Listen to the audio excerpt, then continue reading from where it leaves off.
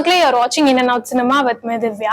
மஞ்சள் வீரன் படத்தோட டைரக்டர் செல்லம் அவர் பாத்தீங்கன்னா இந்த மஞ்சள் வீரன் படத்தை பத்தி சில அப்டேட்ஸ் கொடுத்திருந்தாரு.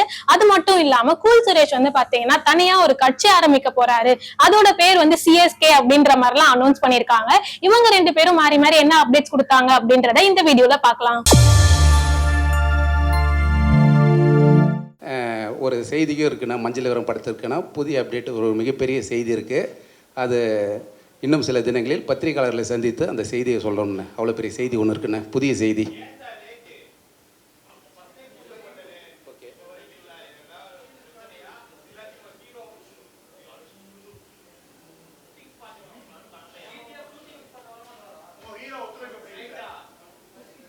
இல்லைண்ணே, கொஞ்சம் தம்பிக்கு உடம்பு சரியில்லாத போயிடுச்சு. அதான் நான் சொல்கிறேனே, மிகப்பெரிய செய்தி ஒன்று இருக்குது. அதான் நான் முதுகில் அவருக்கு கொஞ்சம் இதுவாக இருக்குது, அடிபட்டுருக்கு. அதனால் அந்த பணிகள் நடக்குது. இன்னொரு மிகப்பெரிய செய்தி டீமோட கொடுக்க போகிறோம், செய்தி பத்திரிகையாளர் செய்தி. அந்த செய்தி எப்படி இருக்குன்னா, ஒரு பொக்ரான் அணுகுண்டு போட்டால் எப்படி இருக்கும் அந்த மாதிரி ஒரு பெரிய செய்தி ஒன்று இருக்குது. நம்ம மஞ்சள் வீரன் படத்துக்கு ஒரு செய்தி.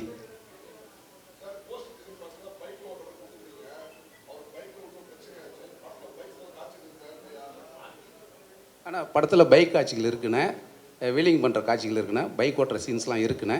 கண்டிப்பாக பைக் ஃபைட்டு மஞ்சள் வீரன் படத்தில் இருக்குண்ணே.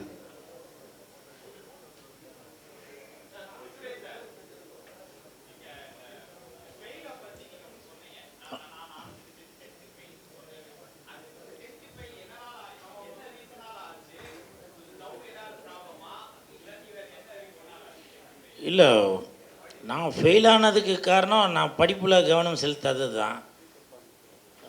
இன்னொன்று என்னன்னாக்கா, எனக்கு டீச்சர்ஸ்லாம் நல்லா தான் என்னை என்கரேஜ் பண்ணாங்க. நான் கொஞ்சம் விளையாட்டுத்தனமாக இருந்துட்டேன். ஏன்னா நான் கொஞ்சம் விளையாட்டில் தான் கான்சன்ட்ரேட் பண்ணிகிட்டு இருந்தவர். ஸோ அதனால் படிப்பில் கான்சன்ட்ரேட் பண்ணதால் தான் நான் ஃபெயில் ஆனதுக்கு காரணம். ஸோ அப்போ நம்ம செல்லம் சார் மாதிரி ஆளுங்க இருந்திருந்தாக்க இன்னமும் எனக்கு ஊக்கமாக இருந்திருக்கும், ஊக்கத்தொகையும் கொடுத்துருப்பாங்க. ஸோ என்ன ஒன்று, காலம் தாழ்ந்து போச்சு. இருந்தாலும் நாம் விட்டதை மறுபடியும் எழுதி பாஸ் பண்ணி இன்றைக்கி உங்கள் முன்னாடி நின்று இந்த அளவுக்கு வளர்ந்துருக்கேன் அப்படின்னாக்கா அது என்னுடைய விடாமுயற்சி தான். அதனால் இப்போ படிப்பு மட்டும்தான் அப்படின்னு நம்ம சொல்லிட முடியாது. நம்மளுடைய ஒரு முயற்சியும் முக்கியம் அப்படின்றது தான் நான் சொல்ல வரேன். நான்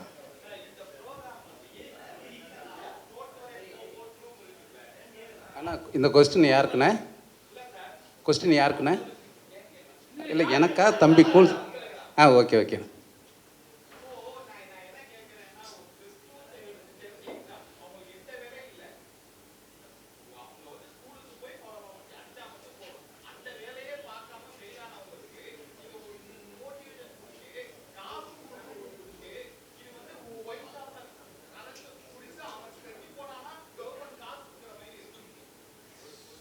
அப்படி இல்லைண்ணே, நீங்கள் அந்த நிகழ்வில் நினைக்கூடாது. எந்த ஒரு செயலும் எந்த ஒரு மனிதனும் 100% சூப்பர்னு சொல்கிற மாதிரி நிகழ்வு எதுவுமே இங்கே கிடையாது. நம்ம பார்க்குற பார்வை தான் அப்படி இருக்குது. இப்படியும் பார்க்கலாம், நம்ம அப்படியும் பார்க்கலாம். நம்ம பாசிட்டிவாக பார்ப்போமே. அவங்கள தாழ்வு மனப்பான்மை உடைச்சி அவங்களும் வெளியில் ஊக்கத்தொகை வாங்கி அடுத்த எக்ஸாம் எதுன்னு முடிவு பண்ண கூட சில பேர்ட்ட பொருளாதாரம் இல்லாமல் இருக்குது. அவங்களுக்கு பணம் கொடுத்து அவங்க எக்ஸாம் எழுதி நல்ல இடத்துக்கு வரணுமேனே, அந்த ஒரு எண்ணத்துக்காகண்ணே. இங்கே பார்த்தீங்கன்னா எல்லாருமே டிஸ்ட்ரிக்ட் லெவலில் ஃபஸ்ட்டு வந்தவனையும் ஸ்டேட் லெவலில் ஃபஸ்ட்டு வந்தவனுக்கும் பாராட்டி ஊக்கத்தொகை கொடுத்து அவனை பாராட்டிகிட்டே இருக்கீங்க. அவன் ஜெயிச்சிட்டான், அவனுக்கு பாராட்டும் வேணாம், ஊக்கம் வேணாம், ஓடிக்கிட்டே இருப்பான். நம்ம பாராட்டலாம் எதிர்பார்க்கல. இங்கே தோற்றவனை தான் ஊக்குவிக்கணும், அதுக்கு தான் ஆட்கள் இல்லை. ஏன் எனக்கு இந்த சிந்தனை வந்ததுன்னா, நான் ஏற்கனவே ஒரு படம் முடிச்சிருக்கேன், உங்களுக்கு தெரியும், திருவிக்கா பொங்கன்னு ஒரு படம் எடுத்து தோற்று பல போராட்டங்களை கண்டு எண்ணியாலே தூக்கிட்டு ஓட முடியாமல் இருந்து நான் திரும்ப இதே இடத்துல நின்று உங்கள்கிட்ட மைக்கு பிடிச்சி நான் பேட்டி கொடுக்குறேன். அந்த வழி என்னன்னு எனக்கு தெரியணும். இன்றைக்கி நான் 2வது படம் மஞ்சள் வீரன் பண்ணிகிட்ருக்கிறேன். எனக்கு தானே நான் அந்த சிந்தனை தோற்றவனை கொஞ்சம் வெளிச்சத்துக்கு காட்டணுன்ற சிந்தனை.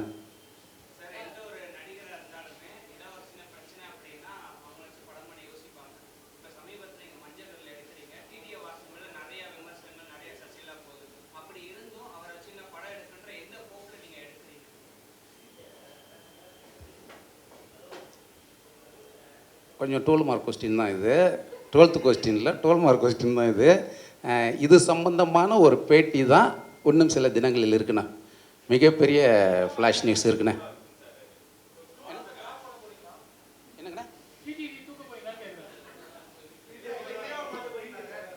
இல்லை டிடிஎஃப் வாசன் தான் பைக் வீலை திரும்ப தூக்க போகிறாருண்ணே.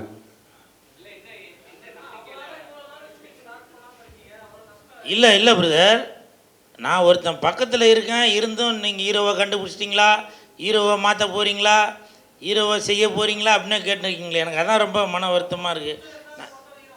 அது நான் சொல்ல மாட்டேன் டேரக்டர். ஆனால் கூல் சுரேஷ் அண்ணன் இடத்துலேருந்து பக்கத்தில் பார்த்தா நானும் உட்காந்துருக்கேன். அப்புறம் என்னையை வச்சுட்டு நீங்கள் ஹீரோவை மாற்ற போகிறீங்களா தூக்க போகிறீங்களா கேட்டால் எனக்கும் தானே வலிக்கும்.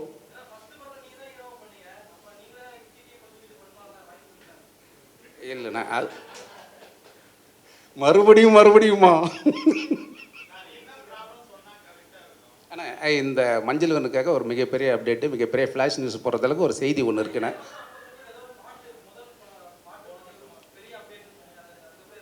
இல்லைண்ணா அதுக்கப்புறம் தான் அந்த படத்தில் எல்லாமே என்ன நடந்ததுன்னு உங்களுக்கு தெரியும். சூழ்நிலைகள் எப்படி இருக்குன்னு உங்களுக்கே நல்லா தெரியும், தெரிஞ்சு நீ கேட்குறீங்க. ஆனால் இப்போ கொடுக்கறது ஒரு மிகப்பெரிய அப்டேட்டு. அதிலேருந்து படப்பிடிப்புகள் அப்படியே போயிட்டுருக்கோம். நீங்களும்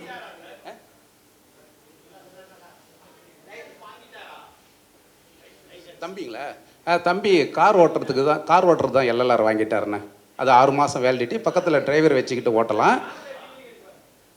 6 மாதம் கழிச்சு கார் லைசன்ஸ் வாங்கிட்டார். எல்எல்ஆர் வாங்கிட்டார் காருக்கு மட்டும்.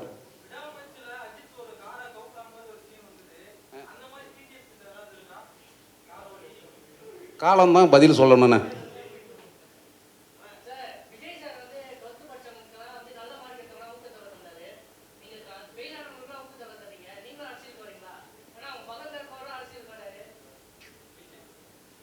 இது விஜய் சார் வந்து 10th 12th ஃபஸ்ட்டு மார்க் வந்தவங்களுக்கு ப்ரைஸ் தராருன்னா அது அவரோட சிந்தனை. நான் 12th ஃபெயில் ஆனவங்களுக்கு நான் ஊக்கத்தொகை தரேன்னா இது என்னோட சிந்தனை. ஒவ்வொரு மனிதர்களும் ஒரு சிந்தனை வரும் இல்லையா? இப்போ நம்ம குடும்பத்தோட ஹோட்டலுக்கு போகிறோம், பெத்த பிள்ளையாக இருந்தாலும் அம்மா பூரி ஆர்டர் பண்ணுறாங்க, அப்பா தோசை ஆர்டர் பண்ணுறாரு, பொண்ணு பொங்கல் ஆர்டர் பண்ணுது. என்னதான் இருந்தாலும் ஒவ்வொருவோட சிந்தனை மாறுபடும். என் சிந்தனை இந்த மாதிரிண்ணே. 12th ஃபெயில் ஆனவனுக்கு நான் ஊக்கப்படுத்தணும் கூட நினச்சேன்.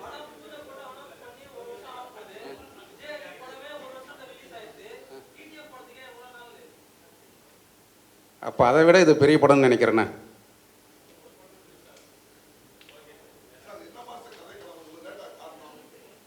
சார் அந்த படம் வந்து மஞ்சள் வீரம் பயங்கர ஹைப்பாக இருக்குது. வெளில போனாலும் டைட்டிலுக்கு பார்க்குற பசலாம் அண்ணா எப்போ படம் ரிலீஸ் எப்போ ஆரம்பிக்க போகிறீன்னு கேட்டுட்ருக்காங்க. இது சம்மந்தமான நான் பதில் சொல்ல வேண்டிய கட்டத்தில் இருக்கிறேன். அதனால் மஞ்சள் வீரம் படத்துக்கான மீட்டிங் இன்னும் சில தினங்களில் என் பேரை ஒன்று அறிவிப்பேன். அந்த அப்டேட்டு ஒரு புதுமையான அப்டேட்டாக இருக்குண்ணே. யாரும் எதிர்பார்க்காத ஒரு அப்டேட்டாக இருக்குண்ணே. ஒரு ஷாக்கான நியூஸாக இருக்குண்ணே அது. சார் இப்போ உங்கள் பக்கத்தில் உள்ளவரும் கட்சி ஆரம்பிச்சிருக்காரு அப்படின்னு சொன்னீங்க. டக்குன்னு உங்கள் பக்கத்தில் உள்ளவர் சொன்னார் பிஜேபி அப்படின்னு சொன்னார். ஏன் பிஜேபின்றது ஒரு கட்சி இல்லையா? இல்லை எனக்கு தெரியல. நிறைய பேர் அப்படி தான் கமெண்ட்டில் கேட்குறாங்க. இவர் வந்து பிஜேபிக்கு சப்போர்ட் பண்ணுறவர் சங்கி அப்படிலாம் சொல்லியிருந்தீங்க. எனக்கு தெரிஞ்சவரே ஒருத்தர், அவர் வந்து ஒரு கவுன்சிலரு, அவர் வந்து என்னை கேட்குறாரு, என்ன தம்பி நீங்கள் போய் பிஜேபிக்கு போய் பிரச்சாரம் பண்ண போயிட்டீங்க அப்படின்னு. நீங்கள் ஒரு கட்சியில் இருந்தீங்கல்ல, நீங்கள் என்ன பண்ணியிருக்கணும்? கூல் சுரேஷ் இருக்காரு, அவரை கூப்பிட்டு பிரச்சாரம் பண்ண சொல்லாம்பா அப்படின்னு சொல்லியிருக்கணும்ல. நீங்களும் உதவி பண்ண மாட்டீங்க, கூப்பிட்றாலையும் கெடுக்குறீங்க. அப்படி தானே? இங்கே எவ்வளோ கட்சிகள் இருக்குது, எல்லா கட்சியில் உள்ளவங்க என் நண்பர்கள் தான். திமுகவில் இருக்கிறாங்க, அதிமுகவில் இருக்கிறாங்க, பாமகவில் இருக்கிறாங்க, விடுதலை சிறுத்தைகள் இருக்காங்க, கேப்டனோட கட்சியில் இருக்கிறாங்க, எல்லாரும் என் நண்பர்கள் இருக்கிறாங்க. உங்களுக்கு தெரியுது, கூல் சுரேஷ் வந்து ஒரு பிரச்சாரம் பண்ணுறதுக்கு ஒரு இடத்துக்கு போனாக்க அந்த இடத்துல ஒரு மாசு இருக்கும்.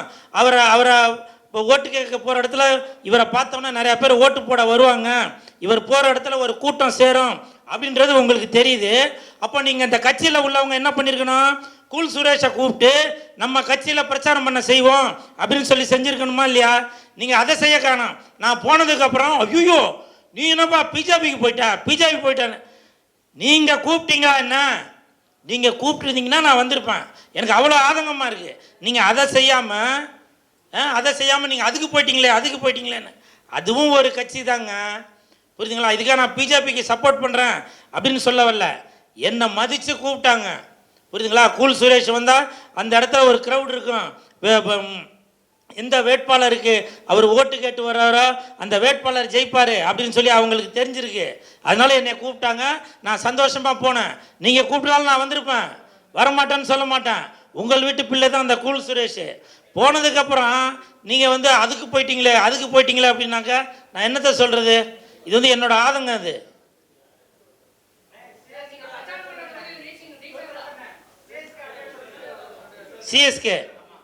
சிஎஸ்கேக்கு வந்து அடுத்த வாரம் இல்லை அதுக்கு அடுத்த வாரம் வந்து டெல்லி போகிறோம். ஏன்னா அதுக்கு வந்து ஓட்டர் ஐடி எல்லாம் மினிமம் 100 ஓட்டர் ஐடி இருக்கணும் அப்படின்னு சொல்லியிருக்காங்க. அதுக்கான வேலைகள்லாம் நடந்துகிட்ருக்கு.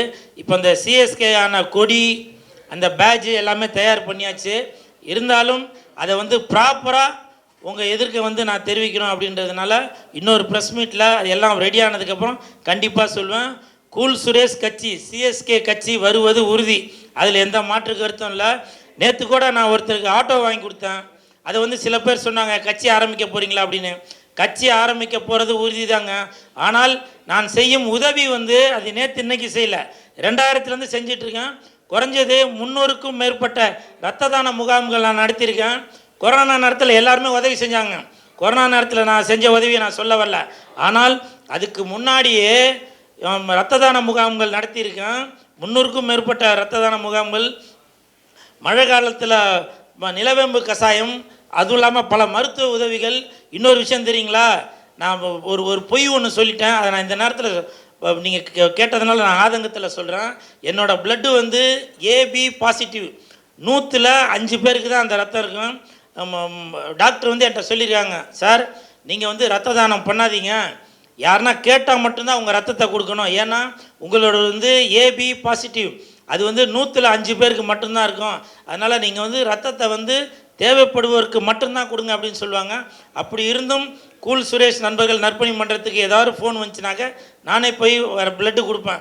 அப்போ டாக்டர் கேட்கும்போது நான் சொல்லுவேன், 3 மாதத்துக்கு முன்னாடி தாங்க கொடுத்துருக்கணும், இப்போ எதுவும் கொடுத்தீங்களா அப்படின்னாங்க. நான் 2 மாதத்துலலாம் கொடுத்துருக்கேன், பொய் சொல்லிலாம் கொடுத்துருக்கேன். ஸோ இது எதுக்காக சொல்கிறேன்னாக்க 2 மாதத்துலாம் கொடுக்கக்கூடாது. இருந்து எதுக்காக சொல்கிறேன் அப்படின்னாக்க நம்மளால் முடிஞ்ச உதவி இது. நான் வந்து பெரிய பணக்காரலாம் இல்லை, பொண்ணும் பொருளும் வாரி வழங்குறதுக்கு. ஏதோ என்னுடைய தாய் தந்தை கொடுத்த அந்த ரத்தத்தை ஏதோ மக்களுக்கு கொடுத்து உதவணும் அப்படின்ற ஒரு விதத்தில் தான் இன்றைக்கி கூல் சுரேஷ் நண்பர்கள் நற்பணி மன்றத்தின் மூலமாக இப்போ கூட வெயில் நேரத்தில் மோர் பந்தல், தண்ணீர் பந்தல் அதெல்லாம் கூட போட்டுட்டு இருந்தேன். என்னால் முடிந்த உதவியை நான் செய்துட்டு வரேன். சரிங்களா? அதனால் கண்டிப்பாக சிஎஸ்கே கட்சி வருவது உறுதி, கூல் சுரேஷ் கட்சி வருவது உறுதி. முடிஞ்சாக்க நீங்களாம் ஓட்டு போடுங்க. இப்போவும் நான் வந்து உங்கள் முன்னாடி இன்னையிலேருந்தே பிரச்சாரத்தை ஆரம்பித்ததாக கூட நினச்சிக்கங்க. உங்களுக்கு விருப்பம் இருந்தால் கூல் சுரேஷ் கட்சிக்கு ஓட்டு போடுங்க. கண்டிப்பாக ஜெயிப்பேன். மக்களுக்கு நன்மைகள் செய்துட்டு தான் இருப்பேன்.